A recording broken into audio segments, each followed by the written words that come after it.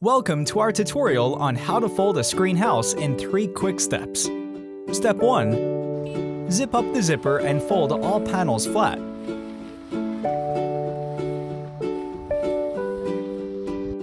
At this point, be careful to prevent distortion and shake it vigorously to flatten it.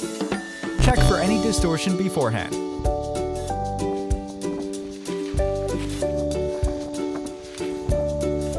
Step 2. Fold the panel head A to the tail. It's important to avoid pulling in the middle to prevent wire twisting. Leave a 2 to 4 inch gap for easier folding. Step 3.